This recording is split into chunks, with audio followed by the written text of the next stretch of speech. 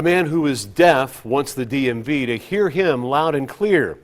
He wants to know why the written driver's test isn't also offered in American Sign Language. When you ask, we investigate. Action News reporter Michael Leparty is joining us now to explain. Michael. Steve, the test is a rite of passage for many young people and a requirement to get a driver's license. But one man is calling on the DMV to make some big changes.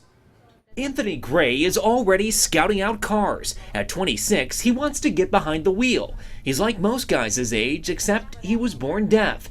Anthony communicates with his hands in sign language. We spoke with him through a nationally certified interpreter. Well, I need a driver's license to be independent so that I can drive myself and travel around. First, he needs to pass the written test to obtain a license.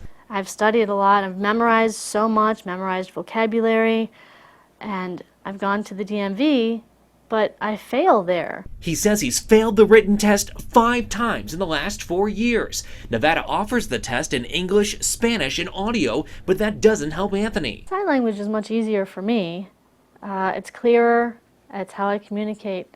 And that it would help if the DMV offered that. Anthony reads and writes some English, but was raised on sign language. The state pays for interpreters for the test, but each interprets a little differently. And many words in English have multiple meanings. Without context, he says the words can be confusing. It doesn't match right now. We have different interpreters. He wants the state to offer the handbook and test in American Sign Language. Anthony says that would standardize the process for everyone who is deaf.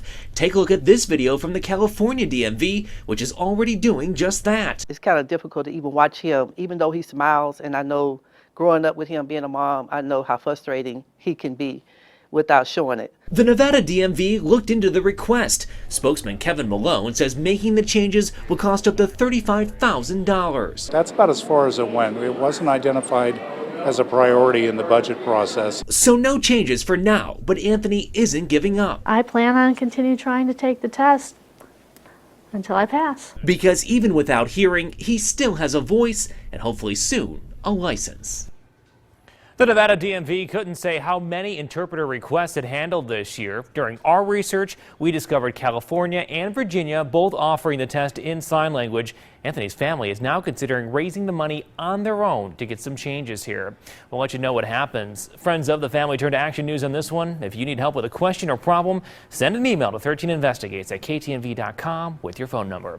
Live in the studio, Michael Leparty, Channel 13 Action News.